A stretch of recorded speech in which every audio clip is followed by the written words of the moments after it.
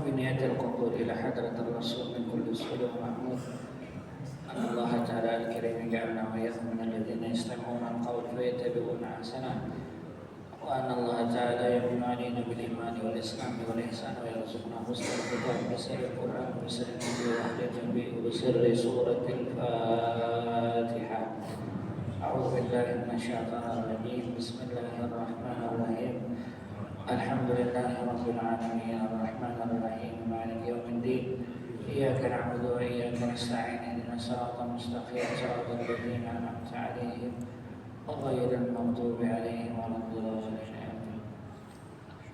الحمد لله رب العالمين. الحمد لله الذي جمعنا في هذا المكان وما كنا لنجتمع لولا أن جمعنا الله الرحمن. اللهم صل وسلم على سيدنا محمد وعلى آله وأصحابه ومن تبعه بإحسان وبعد. سبحانك لا علم لنا إلا ما علمتنا إنك أنت العليم الحكيم وتب علينا إنك أنت التواب الرحيم ولا حول ولا قوة إلا بالله العلي العظيم. قال المؤلف رحمه الله تعالى ونفعنا بجميع علومه وحشرنا في زمرته في الدارين آمين. Faslun, lanjutan kajian di dalam kitab Al-Azkar. Faslun ajma'al ulama'u ala jawaz zikri bil qalbi wal lisani lil muhdithi wal junubi wal haidi wal mufasa wa dhalika fi tasbihi wa tahlil wa tahmid wa takbir wa salati ala rasulillah sallallahu alaihi wasallam wa du'ai wa ghairi dhalika. Walakin qira'atul Qur'ani haramun 'alal junubi wal haidi wal nufasa sawa'un qara'a qalilan aw katsira hatta ba'da ayatin wa yajuzu lahum ijra'ul Qur'an 'alal qalbi min ghairi lafzin wa kadzalika an-nadhru fil mushafi wa imraruhu 'alal qalbi. Qala ashabuna wa yajuzu lijunubi wal haidi an yaqula indal musibah inna lillahi wa inna ilaihi raji'un. Nah, kalau di pertemuan yang lalu ada kaidah yang disampaikan oleh Imam An-Nawawi bahwa zikir itu ada yang disebut dengan zikir dengan hati, kemudian zikir dengan lisan. Artinya dua-duanya ini posisinya berbeda. Kalau zikir dengan lafaz itu mesti bergerak lisan kita, baina safatain. Jadi dia tertutur di antara dua bibir. Nah, begitu pula di dalam hukum aturan mazhab Syafi'i bahwa kalau disebut dengan rukun qauli maka dia harus tertutur selama dia tidak ada uzur. Maksud tidak ada uzur itu seperti orang bisu. Karena kalau dituturnya memang tidak bisa dipakai. Nah, rukun qauli contoh Al-Fatihah itu mesti dilapaskan dan harus didengar minimal dia sendiri. Sama dengan zikir lafzi itu harus tertutur. Subhanallah walhamdulillah. Jadi dia harus menutup. Itu lafzi namanya. Nah, berbeda lagi ada yang kedua namanya zikir al-dzikru yakunu bil qalbi. Zikir itu bisa dilakukan dengan hati. Nah, komponen hati ini hasilnya nanti rasa. Kalau akal itu hasilnya pikir. Caranya tadabbur. Akal nih banyak orang berisi akal tapi kada semuaan bisa berpikir. Buktinya sambang lihum. Ya, artinya berisi akal tapi kada sanggup dia berpikir. Dan berpikir itu ada dua, ada pikir positif, ada pikir negatif. Kalau akal itu dibina dengan diberi makani jero orang tua, diberi makani sesuatu yang bertentangan dengan hukum Allah, maka ini arahnya ke negatif terus. Nah di situ yang disebut dengan boleh jadi makanan yang halal, boleh jadi makanan masuk ke tubuhnya untuk menguatkan tubuhnya. Tapi dalam hukum agama ada proses yang disebut tata cara mencari makanan tersebut. Kalau dia didapat daripada yang haram, boleh jadi makanan yang masuk bisa menguatkan tubuhnya, tapi belum tentu memberikan hasil pikir yang positif. Karenanya sudah terganggu. Dalilnya apa? Wa kana rajulun as'as wa aghbar. Seorang laki-laki datang kepada Rasul, kepalanya kusam, rambutnya kusam, seperti perjalanan jauh, bajunya tidak teratur. Lalu dia mengangkatkan tangan dan berdoa, ya Allah, kabulkan permintaan saya. Sedangkan makanannya haram, minumannya haram, dimakani dengan yang haram. Itu cara mencari. Pakai bayu saja balahu doa. Ujar Nabi, bagaimana bisa diterima doanya? Nah itu perkara apa? Perkara ruhiyah katanya. Perkara ruhiyah. Nah lalu para ulama mempetakan bahwa lisan menghasilkan lafaz, kemudian komponen ruhiyah, akal, komponen ruhiyah ketiga, akal menghasilkan pikir, kemudian hati, qalbun tadi. Ini tadi pikir bil qalbi, hati menghasilkan rasa. Jadi pikir dengan hati itu pikir dengan rasa. Paham maksudnya? Zikir dengan rasa, orangnya tidak berlapsi, tidak mengeluarkan sesuatu, tapi rasanya dia mengenal bahwa Allah mengawasinya. Itu rasa. Minum, ketika dia minum, dia tahu bahwa air ini secara hukum akal menghasilkan, menghilangkan dahaganya, tapi dia merasa Allah yang menghilangkan dahagamu. Nah itu rasanya. Zikir rasa namanya. Sehingga zikir yang disebut wa adzikru yaqumu bil qalbi, zikir itu bisa dihasilkan dengan hati kalau kekuatan rasa dengan orang yang disebut itu kuat. Orangnya ranai ya, tapi terbayang lawan muha pacar karena kuat rasanya. Anak berdapat terus, padahal orangnya jauh. Nah, begitu pula diajarkan bahwa zikir itu ada dalam hati. Nah, jadi zikir dalam hati itu rasa sebenarnya. Nah, lalu karena rasa itu tinggi, diberikan penjelasan oleh Imam Nawawi. Contoh orang yang rasanya kuat lawan Tuhan. Apabila seorang laki-laki dia bangun di sebagian malam, idza ayqadha ar-rajulu ahlahu, apabila seorang laki-laki membangunkan, idza ayqadha ar-rajulu ahlahu, jika ada di antara kita ini bangun di tengah malam, sebagian, kemudian dia membangunkan keluarganya. Ahlahu di situ terjemahnya bini bangkalnya, pasangan. Kalau lelakian membangunkan bini, kalau bebinian membangunkan kalau beisi. Namun kada beisi bisa jadi anak, bisa jadi cucu dan perempuan. Lalu pasalaya, mereka berdua sembahyang, yang dibangunkan dan membangunkan, atau salat rakaat ini, atau salah satunya sembahyang. Maka kutiba bidzakirin Allah, maka keduanya ditulis orang yang berzikir kepada Allah yang banyak. Katsira wa dzakirat, termasuk pasangan tadi ditulis sebagai orang yang berzikir. Karena berzikir secara banyak. Nah ini karena faktor apa? Karena faktor rasa. Jadi karenanya membangunkan lalu ingat di Tuhan. Nah ingat itu kan rasa. Rasa namanya. Jadi zikir itu ada dengan lisan, ada dengan hati. Nah babnya hari ini ulama sepakat bahwa bolehnya zikir dengan hati dan lisan, baik tutur kata ataupun dengan hati, lil muhdis, bagi orang yang berhadas. Hadas itu ada hadas kecil, ada hadas besar. Berarti kita itu berzikir dengan niat zikir boleh aja. Boleh aja kita niat berzikir itu boleh dengan apa? Dengan kondisi kita berhadas. Kada wudu boleh, kada berzikir boleh. Tadi ajma'al ulama, dikatakan sepakat para ulama.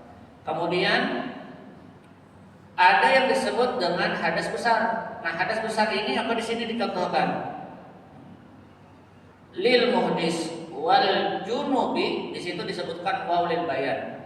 Di antara yang disebut dengan hadas besar, kondisi orang tersebut junub atau haid atau nifas. Kalau junub mungkin laki bini, kalau haid laki ada laki haid lah, ada nifas ada. Nah, maka boleh biar perempuan itu dia dalam kondisi haid, dia boleh bertasbih, dia boleh bertahlil, bila dia boleh bertahmid, dia boleh bertakbir, dia boleh berselawat. Karena Bapak, kalau dia, tapi niatnya niat apa? Dari bawah dulu, niat zikir. Niatnya niat zikir. Berarti setiap ibadah lafzi, setiap ibadah yang keluar dari mulut itu ada anunya, penjelasannya. Ada niat lafzi membaca Al-Quran, nah itu beda kan? Sekalipun Quran adalah bagian daripada zikir, tapi niatnya berbeda. Nah, jadi kalau zikir secara umum itu boleh kita melaksanakan atau melakukannya sekalipun kita junub. Nah, itu para ulama mengatakanlah. Jadi ulun simpulkan, ajma'al ulama'u, sepakat ulama. Yang disebut ulama di sini siapa? Asy-Syafi'iyah berarti komponennya. Ajma'al ulama. Yang ulama itu berijtihad juga masing-masing. Jadi kalau Imam Ahmad bin Hanbal, waqala imamuna, kata Imam Ibnu Qudamah dalam kitabnya Al-Mughni, berarti perkataan Imam Ahmad. Tapi kalau Imam Nawawi berkata waqala ashabuna, berkatalah sahabat-sahabat kami, berarti orang yang rentetan nilainya atau ilmunya yang sampai kepada mazhab Syafi'i di atas. Nah, itu aturan dalam membaca sebuah kitab. Jadi apa saja junub, orang haid dan nifas boleh membacanya, boleh membaca tasbih, subhanallah, subhanallah, subhanallah boleh. Berarti hendak guring misalnya nanti ketemu zikir yang diamalkan oleh Sayyidah Fatimah. Subhanallah 33, tasbihnya 33, tahmidnya 33, takbirnya 34. Ah, boleh berarti hendak guring tuh dengan niat apa? Zikir bagi beginian yang haid misalnya. Jangan sampai keluar daripada koridor zikir, kendati yang bersangkutan itu junub. Nah, begitu pula salawat. Ada di antara beliau mengamalkan Dalailul Khairat, isinya salawat murni itu. Maka apabila mengamalkan itu, misalnya baca dalail atau dalam bentuk baca burdah. Jadi ada perbedaan kata malah antara salawat, pujian itu dalam bahasa Arab madah namanya. Ada yang disebut dengan al-itru. Al-itru itu pujian juga tapi berlebihan. Nah, orang yang kada ketujuh dengan pujian kepada Nabi itu mengistilahkan dengan hadis la tatruni kama ataratin nasara wal yahud. Kata orang bahwa Nabi itu kada suka dipuji. Lalu dengan hadis ini yang menyerang atau memadahkan baca maulid itu kada boleh, baca syair tutur kada boleh, maulid tibai kada boleh karena dengan hadis itu. Padahal secara rentetan bahasa itu berbeda. Jadi dalam pujian, dalam pandangan Ibnu Asakir, pendapat para ulama ada yang disebut salawat. Allahumma salli ala sayyidina Muhammad, itu salawat katanya. Ada komponen kata sollanya. Allahumma salli ala Muhammad. Kita hendak bersalaman sallallahu ala Muhammad atau Allahumma salli ala Muhammad. Redaksional. Ustaz, bolehlah maulah redaksional? Imam Bukhari maulah redaksional. Redaksi sini maulah. Salawat itu dalam hadis Ibrahimiyah, ya Allahumma salli ala Muhammad wa ala ali Muhammad kama shallaita, dan seterusnya. Salawat ummi ada redaksionalnya. Tapi sallallahu ala Muhammad itu tidak ditemukan. Imam Bukhari ketika menyusun sahihnya, kitabnya, lalu mengatakan, bila mana namaku disebut dan dia tidak bersalawat kepadaku, maka orang itu bakhil. Kan hadis itu. Bagaimana aku melintasi kata nama Nabi setiap saat, kata Imam Bukhari. Lalu disimpulkanlah kaidah waktu penulisan. Setiap nama Nabi disisihkan ada kalau simbol kata kiri sallallahu ala Muhammad. Imam Bukhari mulai di dalam tulisan. Sidina wala redaksi itu. Kira apa dalilnya? Ayo. Kendati ada yang lain menyebutnya. Nah baik. Nah lalu ketika salawat itu harus mesti ada kata salawatnya. Kalau madah itu banyak dalilnya. Seperti Hasan bin Sabit sahabat itu pemuji Nabi di zaman Sidin. Jadi kalau Rasulullah itu kayak ditawaki orang atau diludahi orang, lalu melihat sikap Nabi itu yang ramah sekali dengan orang, berucap atau melakukan sesuatu, apa ngarannya, ketika mengucapkan sesuatu, lalu Hasan bin Sabit tadi menulis kumpulan daripada pujian-pujian kepada Nabi, lalu Nabi menepuk dadanya, maka disebut dengan yang disebut dengan apa? Madah. Madah itu pujian. Al-madaih. Ya Sayyidi, Ya Sayyidi, Ya Rasulullah, Ya aman lahu jahu indallah, innal musii inna qad jahu li dhambi astaghfirullah. Itu syair pujian Nabi. Ya Sayyidi ya Rasulullah, wahai Nabi, wahai Tuhanku ya Rasulullah, ya man lahu, wahai orang yang memiliki keutamaan di sisi Allah. Sepakat ini? Sepakat. Dalil jelas. Innal musi, orang yang berbuat dosa telah datang kepada engkau. Karena Pak Ustaz, orang buat dosa itu datangnya kepada Allah minta ampun. Lihat dari surah Nisa. Wa ma arsalna min rasulin illa liyuta'a bi'iznillah. Walau annahum idzalamu anfusahum ja'uka fastaghfirullah. Tidaklah seorang rasul itu diutus melainkan untuk ditaati. Walau annahum, jika mereka sahabat dulu melakukan perbuatan zalim terhadap dirinya. Apa tafsiran zalim terhadap diri? Mulai dosa. Jauh kan? Kenapa mereka datang kepada Nabi? Jauh kan? An-Nisa surah juz 5 sebelah kiri paling bawah. Jauh ke mereka datang kepada Rasul sallallahu alaihi wasallam. Untuk apa? Fastaghfirullah, minta ampun. Wastaghfara lahumur Rasul, dan Nabi pun memintakan ampun. Lalu mereka beristighfar di samping Nabi. Lalu Nabi Abu Talhah kasus di samping tihang Nabi, di tihang masjid Nabi, dia berdoa agar Allah mengampunkan dosanya, dan Allah menyatakan melalui lisan nabinya bahwa Allah telah mengampuninya. Ya bukan. Wastaghfara lahumur Rasul, dan Nabi pun memintakan ampun. Pertanyaannya, ini dalil waktu Nabi hidup. Ketika Rasulullah wafat, apakah masih bisa diamalkan? Para ulama mengatakan di dalam tafsir Al-Qurtubi membahas ayat ini, menukil salah satu riwayat manakala Rasulullah wafat, ada orang Badu datang kepada Nabi. Jasad Nabi terbujur. Orang Badu itu memeluk jasad Nabi. Sayyidina Umar melihat dan Abu Bakar melihat, ingin menegurnya.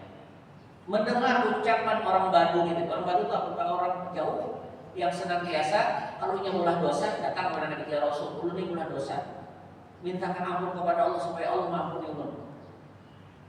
Manakala Rasulullah wafat, dia menangis sejadi-jadinya. Kata Sayyidina Umar, kenapa kau menangis? Kata orang Badu, bagaimana saya tidak bisa menangis? Kalau dulu waktu Nabi hidup, apabila saya berbuat dosa, saya datang ke sini. Nabi meminta ampun, mengajatkan tangannya kepada Allah Subhanahu wa taala, dan Allah menyatakan dengan lisan nabinya bahwa saya diampuni. Saya senang hati. Sekarang nabinya ada lagi. Bagaimana saya minta ampun? Abu Bakar menyatakan, aku pun demikian, bukan dalam tafsir Al-Qurtubi itu. Aku pun demikian, bahwa setiap kali aku berdosa aku datang kepada Nabi. Lalu para sahabat di samping makom Nabi itu mengucapkan istighfar, meyakini bahwa Nabi akan memunajatkan kepada Allah. Jasadnya sudah mati dan meninggal.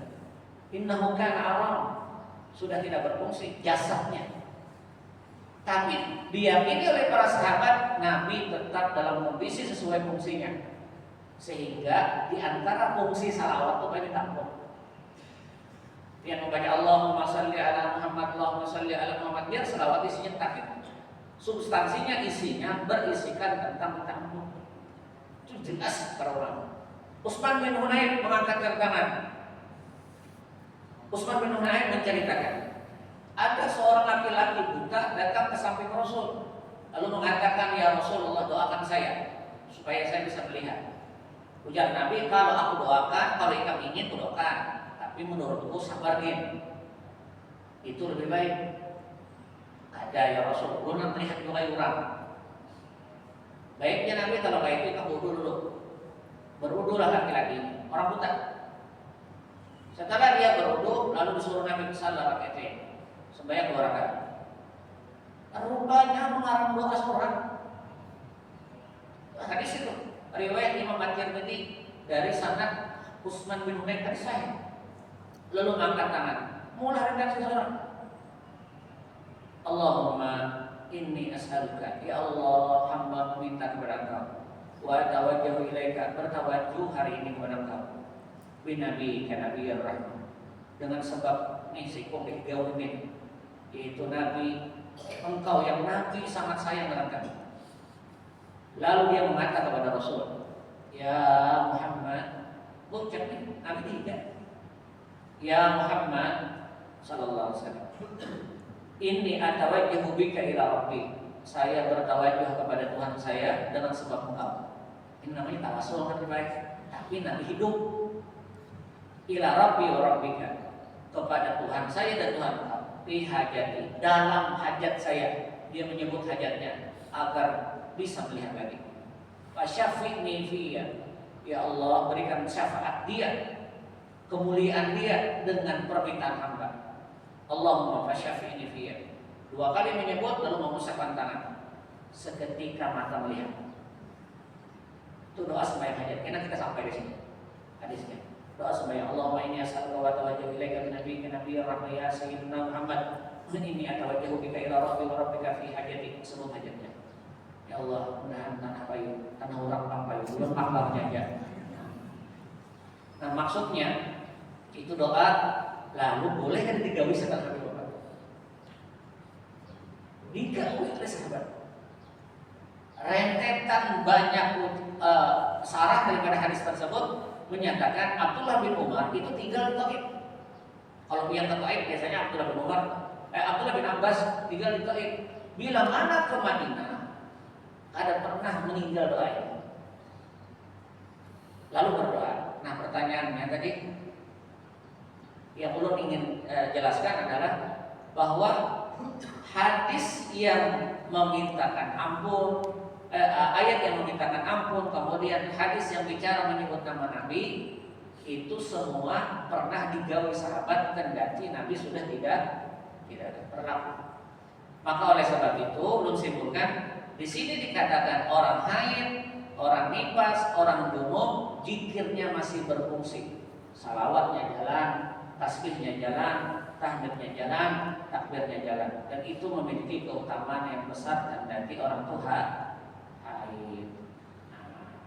Jadi ibu-ibu macam itu juga, karena dalam kondisi orang kada stabil baik, dalam kondisi kada suci, itu biasanya nyaman masuk panas setan. Bahasa Banjarnya itu hendak menyantet orang waktunya ada bersih ya. Hendak mengguna-gunai orang dalam kondisi kada bersih karena keringat. Nah, agama kita mengajari sekadar orang itu berhadas tetap ada komponen proteksi namanya. Membentengi awak nih nah. Bujurnya junub, bujurnya haid, bujurnya nifas, tapi terproteksi dengan zikir. Maka ulama sepakat bahwa bolehnya zikir hati dengan lisan bagi orang yang berhadas. Jadi kita berdoa istighfar, astagfirullahaladzim, subhanallah, subhanallah, subhanallah, bertasbih. Ada masalah. Walakin qira'atul Qur'ani haramun 'alal junub. Tetapi membaca Al-Qur'an haram bagi orang yang junub dan orang yang haid. Begitu pula wan nufasa bagi orang yang nifas. Sawa'un qara'a qalilan am katsiran hatta ba'da ayatin. Baik membacanya sedikit ataupun banyak, bahkan sedikit ayat saja haram hukumnya. Jadi kalau orang yang haid itu tidak boleh membaca dengan niat membaca Quran. Perhatikan kata-kata ulama. Zikir itu lafzi dua, lapas dan apa bedanya Ustaz? Oh berarti itulah yang disebut dengan Imam Syafi'i. Kata Imam Syafi'i waktu menulis innamal a'malu binniyat. Tahu kata di sini.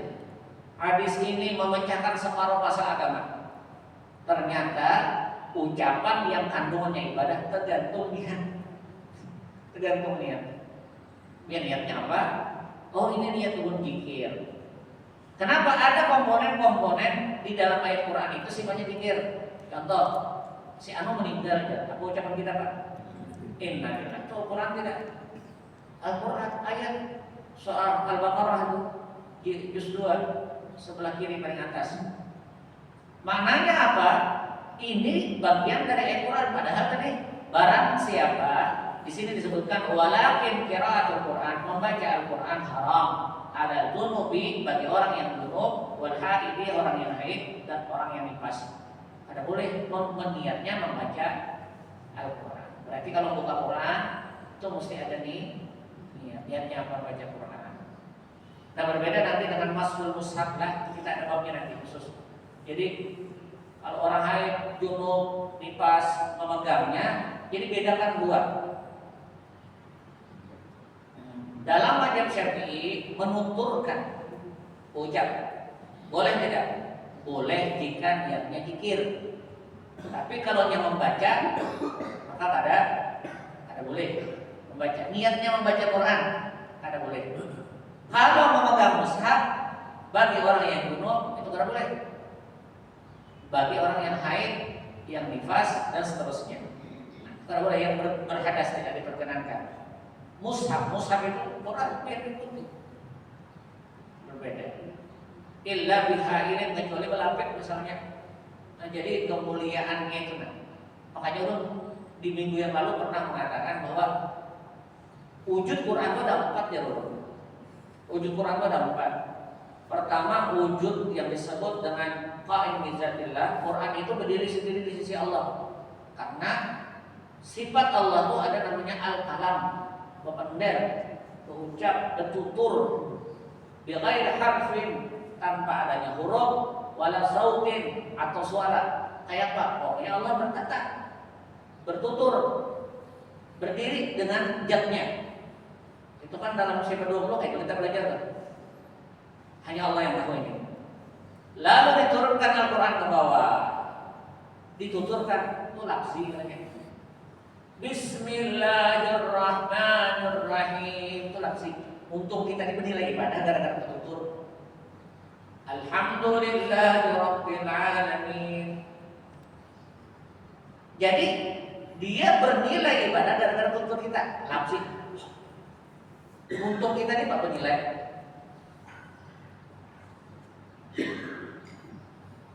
Bismillahirrahmanirrahim. Ini baru biasa aja, tapi karena dibaca Bismillahirrahmanirrahim. Apa kata Nabi? Hantu kena bawa 4 minum. Padahal minum langsung. Tapi 4 hantu, setan 4 minum. Bagi 2 biar lawan hantu tadi. Tapi Bismillah karena minumnya. Berarti fungsinya di mana? Ditutur kita, lafzi. Jangan diremehkan orang minta banyu. Karena kita ketemu hadis Bukhari. Di antara 10 sahabat yang diutus, antaranya Khubayb Ibnu Adi, itu diminta untuk mengobati orang dengan pedenya sih membaca Fatihah di sebuah banyu. Hadis itu. Kenapa bernilai seperti itu? Karena lafzi. Siapa? Bismillah. Kayak baca Bismillah. Udahnya pulang. Zaman corona kata kawan minum gitu. Ada lagi namanya wujudnya itu naqsi. Lihat di mushaf Quran. Coba sepak ya. Quran itu sepak. Masuk orang biar. Salah satu jamaah Darul Hikmah menyepak Quran. Padahal tulisan yang terukir. Kenapa dia dihormati? Karena wujudnya ada naqsi. Berarti wujud itu ada yang berdiri di sisi Allah, ada yang naqsi, ada yang naqsi. Ungkapan. Ada yang keempat. Bil ma'ani. Orangnya diam aja, tapi dia hafal Quran. Ada mungkin di antara kita ada yang menghafalnya surah Fatihah. Kenapa kita berharga di sisi Allah? Karena ada ayat-ayatnya menyatu di dalam tubuh. Baca Fatihah, orangnya berjalannya, tapi otaknya ada hafalan Qurannya. Apalagi dia si anak di situ itu hafal Quran. Maka dia bernilai di sisi Allah bil ma'ani karena makna di tubuhnya ada. Dihormati. Nah, begitulah yang disebut bahwa membaca Al-Quran ketika mushaf itu tidak diperkenankan bagi orang yang junub. Nah, kita tampilkan wa yajuzu lahu ijra' al-Qur'an 'alal qalbi min ghairi tafsir. Tapi kalau hadap tertutup juga, membaca Quran tadi di dalam hati saja boleh. Wah, ini kan nyaman karena seluruh aplikasi ada aplikasi. Jadi kalau ulun mesti mengistilahkan kayak ini metodologinya. Kalau kita dalam kondisi suci baca Quran bisa. Kalau dalam kondisi tidak suci, beginian memang latihan kan suci harus. Kalau dalam kondisi tidak suci bisa disolusi dengan apa? Membaca terjemahnya. Jadi waktu ada suci itu buka terjemahnya. Bisa pakai HP baca, buka aplikasinya baca, melihati, baca anunya, tidak membaca. Kalau kita membaca, musya terlihat membaca Quran, maka ganti dengan membaca terjemahnya. Itu lebih aman. Jadi selama kita baik suci ataupun tidak suci, tetap ingat kepada Allah. Wa kadzalika nazru fil mushaf. Nah, begitu pula kalau mencamami, jadi mushaf boleh ya. Wa imraru ala qalbi atau terlintas kata hati dengan mengucapkan Al-Quran. Qala ashabuna, berkata ulama-ulama Syafi'iyah, wa yajuzu lil junubi wal haid ayyaqula indal musibah, dibolehkan bagi junub dan haid mengata ketika musibah inna lillahi wa inna ilaihi raji'un. Itu ucapan bukan hanya orang mati saja. Dia kehilangan apa, itu musibah, pokoknya musibah. Secara umum mengatakan inna lillahi wa inna ilaihi raji'un. Karena kalau menyambut itu pada saat rumah lagi, lakinya dia belurang inna lillahi wa inna ilaihi raji'un. Misalnya adalah dia belurang sehari-hari, alhamdulillah. Nah, bagi orang di sana itu ya, alhamdulillah zikirnya lain bisa tuh. Nah, wa yadulu wa inda rukubid dabati atau ketika menunggangi kendaraan. Doa menunggangi kendaraan apa? Subhanalladzi sakhkhara lana hadza wa ma kunna lahu muqrinin dan seterusnya. Wa inna ila rabbina lamunqalibun. Nah, itu doa dalam Al-Qur'an juga. Kita baca waktu menaiki kendaraan berniat kebetulannya haid boleh tidak? Niatnya doa zikir. Nah, boleh. Wa inna doa atau ketika berdoa Rabbana atina fid dunya hasanah wa fil akhirati hasanah wa qina adzabannar. Nah, tapi penjelasannya idza lam yang sudah bihil Quran dengan catatan niatnya bukan membaca. Nah, berarti kan niat itu ada pengertian khusus, yaitu berbarengan dengan gawian itu. Jadi kalau Rabbana atina, misalnya seorang perempuan haid sudah biasa ingin membaca ayat kursi waktu hendak guring. Boleh kan ayatnya waktunya junub untuk membaca, waktu haid untuk membaca ayat kursi silahkan, tapi niatnya langsung niat di zikir, yaitu komponen bacaan yang dibaca sebelum guring. Apa saja yang dibaca. Jadi walam yang sudah dia tidak meniatkan baca Quran, tapi niatnya di zikir. Nah, itu boleh. Walahum ma ayyaqula. Begitu pula boleh mereka mengatakan bismillah walhamdulillah idza lam yaqsuda al-Qur'an, dengan catatan tidak berniat Quran. Kesimpulannya, dalam mazhab Syafi'i, baik membaca Al-Qur'an, komponen-komponen yang ada di tulisan Al-Qur'an itu atau zikir-zikir yang lain, semuanya itu dibolehkan dengan catatan niatnya berzikir. Kalau ayat Quran bukan niatnya membaca. Hanya membaca. Jadi kalau orang hafal Quran kan biasanya orang hafal Quran.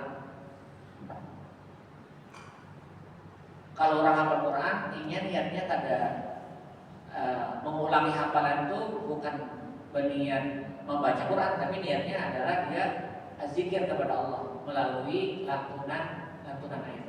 Nah, sedikit aja beda ya. Ulun contohkan ya. Ada supir ngantuk nih ya. Ada supir ngantuk. Lalu bersinggah satu orang. Dua orang supir sama-sama ngantuk bersinggah. Seikung niat membasuh muha, tapi membasuh muhanya menghilangkan ngantuk. Seikung niat berwudu, kira-kira nama-nama dapat gawiannya sama, yaitu mengusap muha. Tapi tujuan kan berbeda. Seikung betimpungas gara-gara ngantuk, seikung hendak wudu lain. Itu contoh yang nyaman tuh. Ya, artinya boleh jadi nanti dituturkan sebagian dari ayat Quran, tapi sifatnya zikir. Orang hendak kuring tidak membaca ayat kursi misalnya, membaca Fatihah 4 itu ayat memelihara.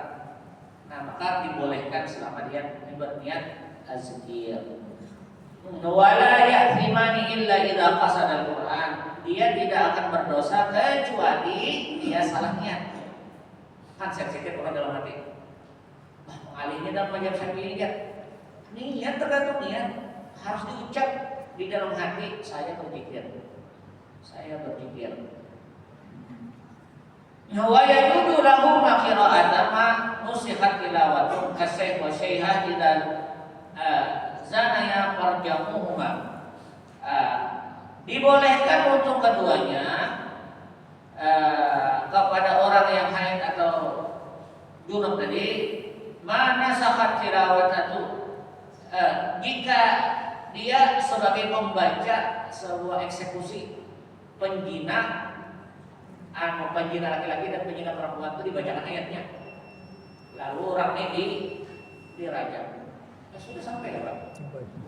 Sudah dulu Pak? Nomor apa ini? Oh, ya, selisih 5 menit lah. Wa in dan tubuh Isra itu ketika terbit kepada jangan semuanya dulu. Naikkan sedikit, nah itu baru yang diperkenankan. Nah, begitu pula ketika orang di dalam Al-Quran dikatakan udkhuluha bisalamin aminin. Jadi ini memang kurang Al-Quran inilah. Jadi pas ada orang hendak datang ke rumahnya, jadinya udkhuluha bisalamin aminin, disuruh masuk ke rumahnya, tapi dengan mengucap salam. Padahal itu ayat Quran, dia mengucap macam itu. Maka kalau dia niat dia berpikir boleh. Wa nahwi dzalika. Fa in qasada ghairal Quran lam yahrum. Maka apabila orang haid atau orang yang junub itu tidak meniatkan baca Quran, maka tidak haram hukumnya. Wa idza lam yajid ma'a tayammama, wa idza lam yajid ma'a tayammama wajada lahu qira'ah. Begitu pula kalau dia tiba-tiba tidak ada mendapatkan air, kemudian bertayamum, dibolehkan dia membaca. Fa in ahdasa ba'da dzalika lam tuhram alaihi qira'atu kama law yaktasara summa ahdasa. Maka jika setelah dia bertayamum, orang haid ialah orang haid pas baju mandi ya Pak, bertayamum, ya kan? Bertayamum sebagai pengganti mandi tadi, lalu bertayamum. Kadang otaknya jalan kan, umumnya mandi itu penggantinya tayamum, kayak pada cara tayamumnya mandi ya, begiling lah ya. Maksudnya tayamum itu padahal gerakannya hanya 2, menyapu muka dan tangan saja. Namunnya mandi junub pada banyu, maka mandi sebajaran bedanya pada bahabar pulang. Habis banyu Menjaring di masjid, andornya habis dua. Nah kayak apa? Lalu bertayamum. Maka bolehnya sudah tuh, pokoknya boleh. Fa'in ahdasa ba'da dzalika lam tuhram alaihi al-qira'at kama law iktasala summa ahdasa.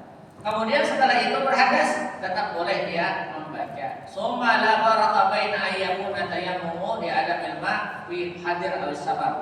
Nah begitu pula kalau dia tidak mendapatkan air, ini bagi orang yang hadas kecil lah, anak baca Quran tapi tidak ada air, baik dalam kondisi bermukim atau bersafar, nah, maka boleh dia membaca. Falahu ayyaqra al-Quran ba'dahu wa in ahdasa.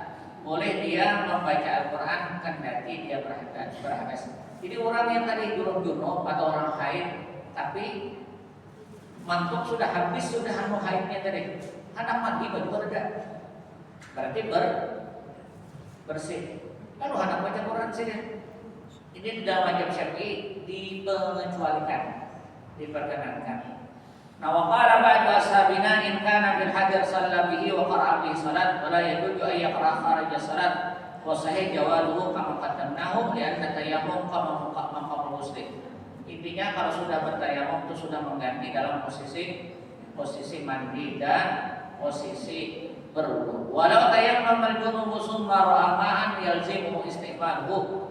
Apabila orang yang junub kemudian dia tidak dapatkan air untuk mandi dan menggantinya dengan tayamum, tiba-tiba bertemu dengan banyu, dapat banyu. Fa'innahu yuhramu alaihi al-qira'at. Maka jangan dibaca dulu. Jangan baca Quran dulu. Wa jami'u ma yahrumu 'ala junub, begitu pula melakukan sesuatu yang diharamkan bagi junub sampai dia mandi. Jadi ini kasus apabila orang haid tidak dapat banyu, anak mandi. Lalu anak membaca Quran, bertayamumnya, silakan boleh. Nah, kalau dia tadi haid atau junub, kemudian kada dapat banyu, bertayamum, tiba-tiba setelah itu ketemu dengan air, maka dia harus mengulangi daripada gawiannya tadi, yaitu mandi dulu sampai melaksanakan yang lain. Walau tayammama wa shalla wa qara'a summa arada tayammum li hadas aw li baradatin ukhra aw li ghairi dzalika lam tuhram alaihi qira'ah. Maka jika ada orang yang bertayamum gara-gara tadi haid, kemudian setelah bertayamum wa shalla wa qara'a, dia sembahyang dan membaca, summa arada tayammum li hadas, kemudian dia bertayamum untuk hadas besar tadi, mengerjakan kewajiban-kewajiban yang lain, lam tuhram alaihi qira'at, maka tidak diharamkan baginya membaca. Boleh saja dia membaca. Hadza huwal madhhabus shahih. Nah, inilah madhab sahih, madhab yang kami pegangi. Kesimpulannya, dalam mazhab Syafi'i, zikir itu baik haid, maksudnya berhadas besar, itu tetap boleh dibaca. Jadi kalau pertanyaannya boleh nggak Ustaz turun berdoa, boleh nggak Ustaz turun berzikir sebelum guring, boleh nggak turun berzikir ini dalam kondisi dia haid, dia nifas atau dia junub, maka kesimpulannya boleh. Nah, selama kalau membaca Al-Quran itu ada satu komponen lagi. Kalau dia baca Quran yang penting dia tidak niat membaca, tapi niatnya berzikir, itu saja. Wa faslun yang bagi ayatun adzakir ala akmalis sifat. Insyaallah kita lanjutkan di pertemuan yang akan datang. Mudah-mudahan sehat walafiat, panjang umur, diberkahi dalam hidup dan kehidupan, dan dianugerahkan oleh Allah Subhanahu wa taala keberkahan hidup, serta andai kata kita menutup usia dianugerahkan dengan husnul al-hadiyah niyah wa kulli niyatin salihah al-fatihah.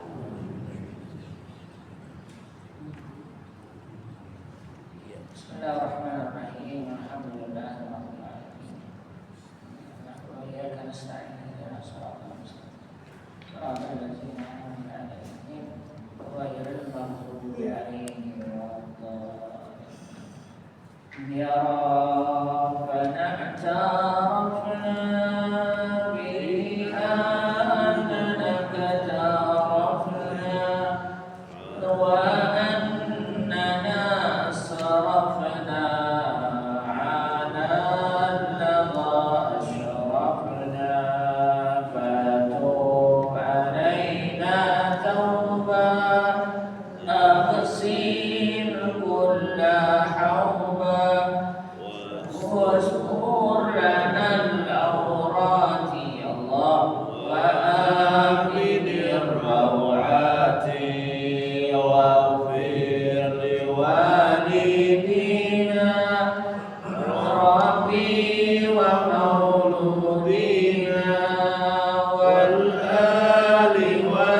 ikhwani wa sa'iril khillani wa kulli mahabba aw jiratin aw sohbah wal muslimina ajma'in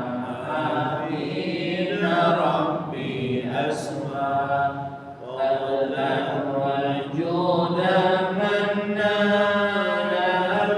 باكتساب منا بالمصطفى الرسول نحظى بكل سؤل صلى وسلم ربي عليه عند الحب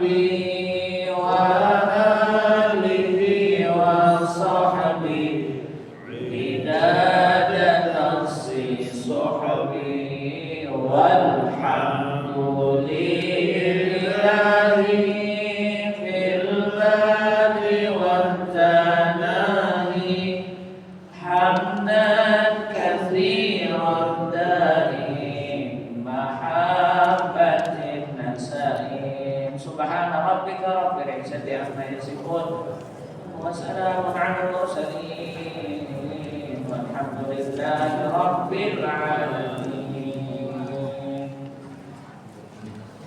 سلام الإشراق.